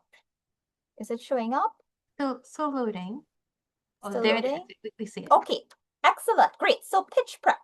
Now, I'll first start off. There are two competitions that I really wanted to talk to you about that I was a part of, and really both of them were centered around climate-related challenges. One of them, the most recent one, was in 2024, and this one was based on a global AI innovation grand challenge, which looked at climate proposals, basically for using AI-based solutions for climate resilience in least developed countries and small island developing states such as ours. So I led a team of researchers from the University of the West Indies, who incidentally were also part of the TTLab data science group. And we were able to come up with a solution. And in this particular case, it was just a proposal. So we also had to do a pitch. It was quite an intense process. I'm very grateful to say that we were selected at the end from, over 100 proposals from over 60 countries. And in this particular proposal, what we indicated is that we should have a climate platform, a platform where you can actually, I'm not sure why the video is not showing up here. So let me just stop sharing. For some reason it's not showing up on that end. So I'm just going to speak it through from this angle. So I'm not going to play the video because we don't have time, but I'm actually just going to let it play in the background while I speak through some of the aspects of this pitch. So this was actually a proposal for a climate resilience platform. And what we did is that we wanted to actually showcase in the solution that we had base the context. So of course, Lesley-Ann and Kavita would have told you that you have to basically speak of the context in terms of why you're building your solution. So you have to make that very clear.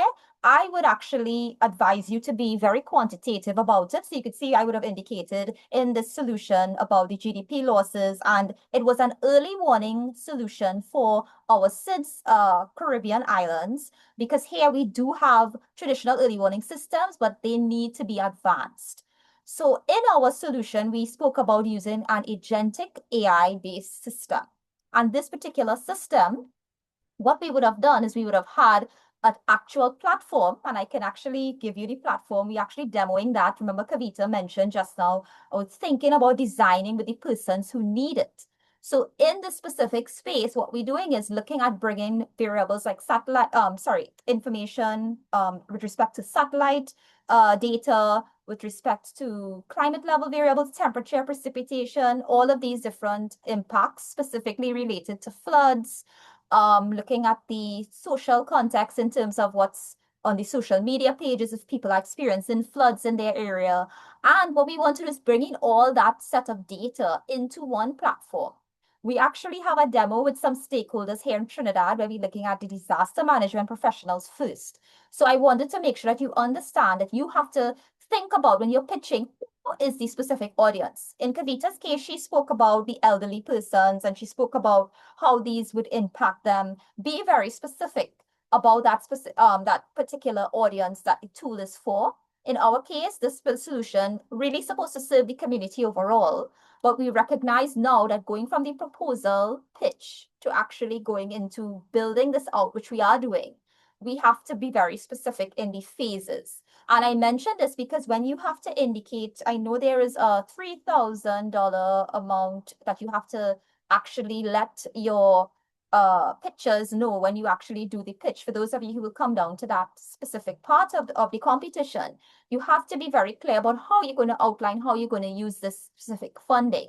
So in our case, we are actually doing this in a voluntary manner, but we have a budget as to what we would need in terms of computing resources, in terms of, I know Kavita mentioned, if you have to go out there and if you have to collect surveys and do these types of things, you may need persons to go on the ground. So you need to indicate that, because remember, not all of you would actually be going and doing surveys right now because you may not have the time, but you are proposing what you can do and actually showing from the data that you get online what the gaps are, as they mentioned, and what is needed and where you come in. So that has to be very clear. Now, in our solution that we have right now for this particular specific platform, what we want to do is to really increase the real-time monitoring. So what we would have pitched is that we need an AI-based solution to increase the actual time from the impact hitting to the action taken, because a lot of the disaster professionals, while they interact with each other and they have spaces where they could, understand maybe allocation of resources to a specific region that is actually maybe flooded, and really how they allocate maybe hospital resources, maybe shelters to different areas. We need to speed that up because sometimes it happens very slowly, and then the persons who are mostly affected don't get those resources in time. So for us, the pitch here was really to tell persons that in our space, we really need to have something that is designed. This is a picture of my team, some of the TTLab members, and this was the original team. It has grown to double the size now.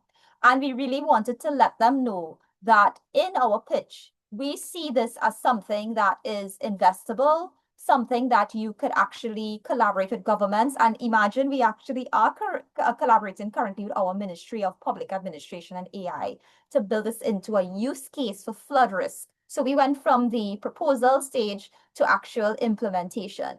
So the last thing that I wanted to say about this, because as I said, you can show in your solution, okay, so what is the problem? What is the ask?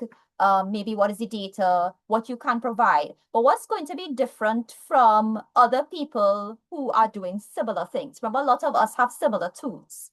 So what we did in our pitch is that we said, okay, these are some of the snapshots of what we want to provide on our dashboard. Some of you may be able to provide some of that as well. You could see this is a snapshot for how we expect to integrate real-time AI-powered weather alerts using large language models to integrate with live weather systems that are tracking these particular maybe flood impacts or whatever is happening in the community that is of interest. And then, of course, we wanted to showcase that in the end, it has to be something that can scale. So for us, we had to show for this country-specific information, which is Trinidad in our case. We basically show some snapshots like for the specific users and what that would look like.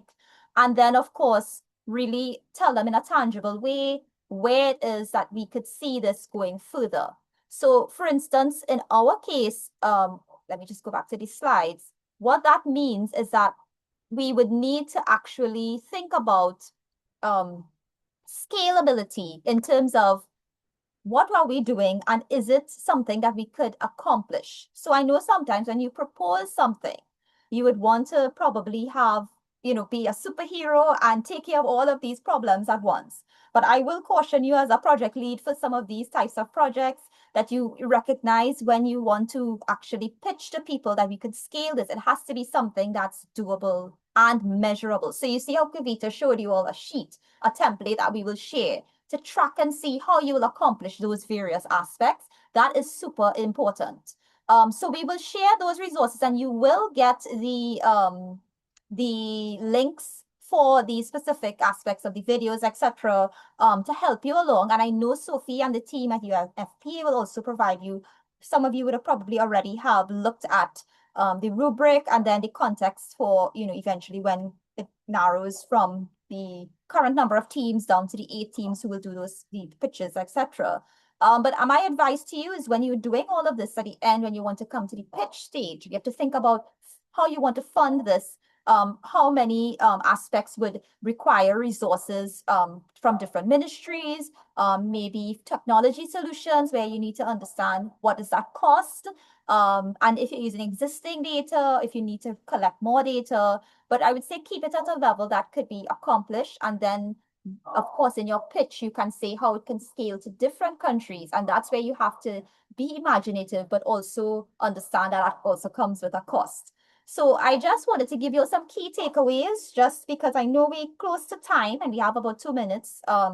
It's just to think about it when you are going from doing your data analysis and collection using your different tools to actually presenting your pitch. You really want to be mindful of keep it simple at first in terms of looking at the small scale solutions, the existing data that you are using and realistic constraints. If you need to use proxy data as well to show what you want to accomplish, that's fine. I believe for this competition, you don't necessarily have to build a full prototype.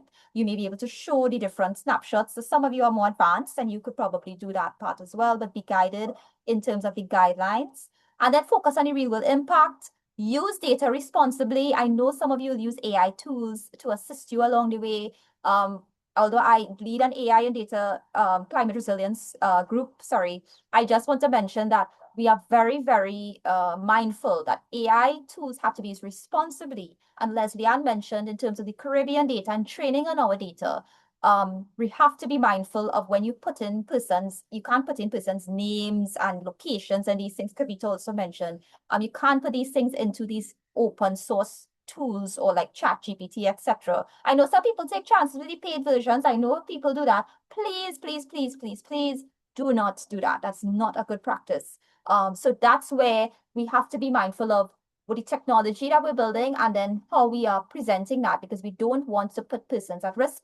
And at the same time, because I'm a statistician at heart, I'll tell you, you don't want to also bias the actual results of the specific solution as well.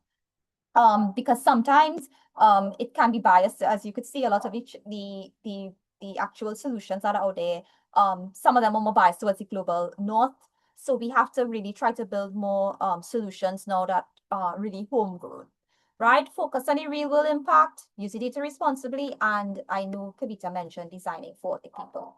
So that's it. I know we are on the nose of 12 midday, and I don't know if anybody has any questions, but I would like to pass it back to Sophie and just let you all know that these are some reflection points. We will share the tools with you all, and we will also have some sessions where you can actually speak to us in office hours about your solutions. We will let Sophie know so she can also let you know when we have those office hour sessions.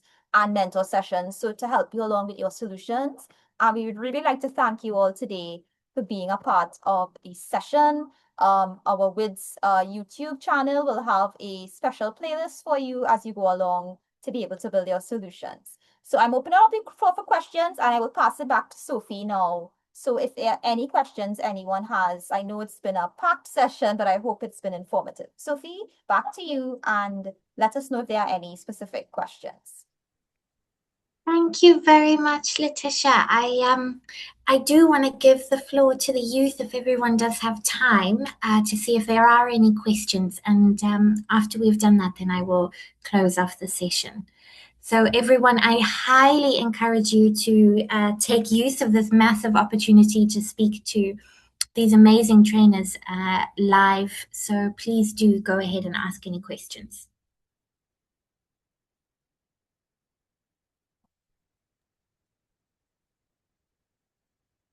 I have one question for anybody who wants to answer. Have you all built any solutions? I know some of you were mentioning tools that you use. So has any team or teams built any prototype solution yet? Where are you all in the phase of what you are doing? Anyone wants to let us know?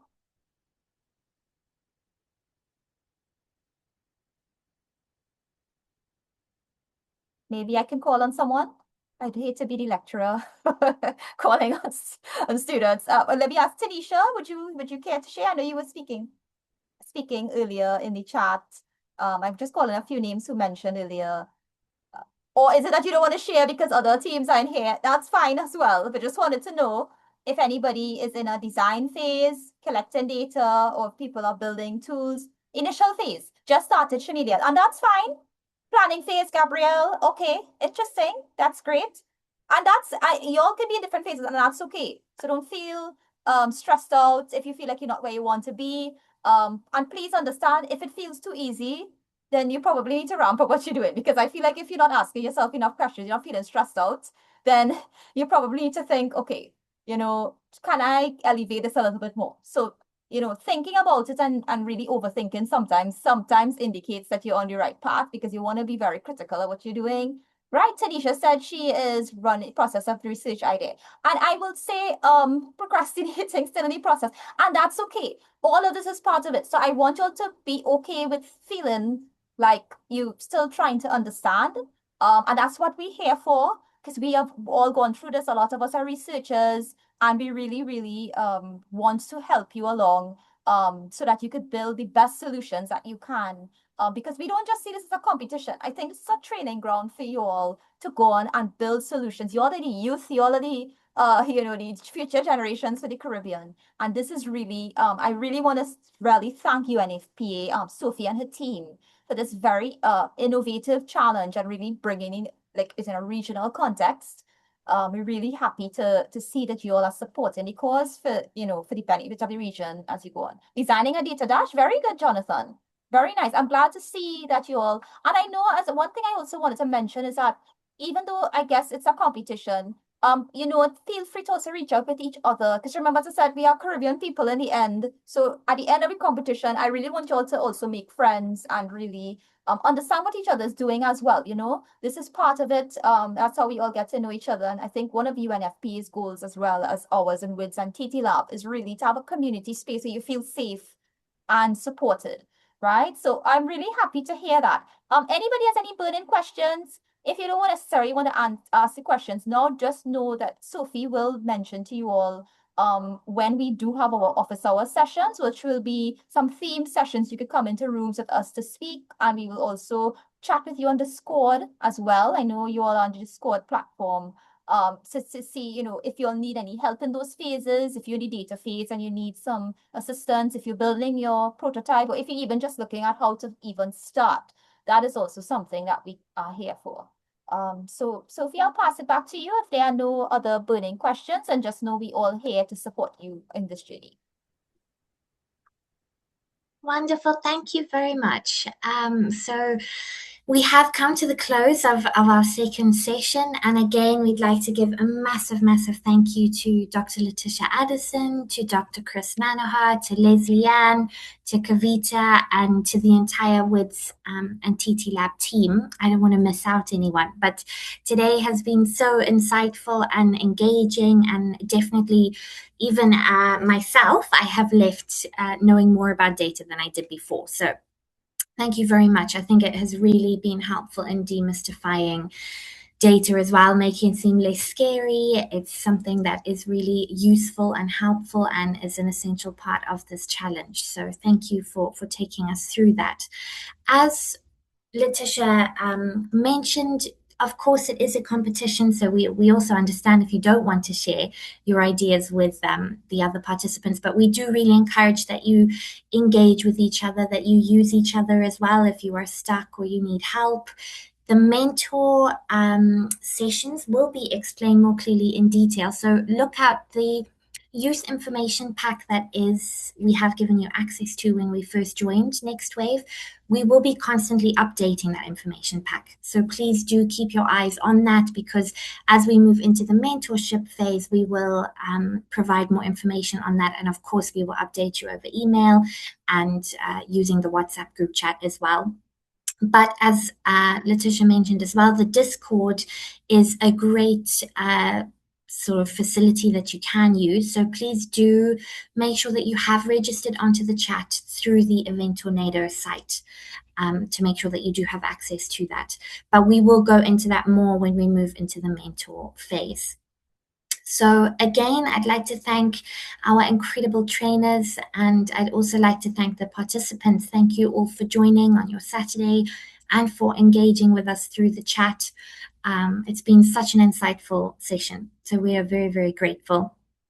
We will let you know about the next training sessions, and we will share all of the resources that have been shared with you already today, but we'll share it in a more formal way again so that you can have that easily accessible. And I'm trying to think if I've forgotten anything else that I wanted to mention. One more note, which I will also remind you over email and WhatsApp, is that we want you to document your process throughout this journey. So, after training sessions, if you want to do like a quick video clip to say how you found them, what you learned, please start doing that so that at the end of the training session, we will reach out to you and you can share all of those little clips or briefs or write-ups, and we can document and showcase your journey throughout the process. Again, there will be reflection questions. So there will be the Google form shared at the end of this session, and we need you to fill that in. We encourage you to fill that in because it will give you points towards your attendance and your overall score during the proposal phase. And I think that is everything, unless someone has questions. But again, I would like to ask everyone to please, if you can and if you feel comfortable, open your cameras and we will take a screenshot just to document our second session. Okay, I can see Lesley-Ann is ready. Wonderful. Has anyone else going to turn on their cameras? I will give you a few moments to do so in case you were in your pajamas or in bed.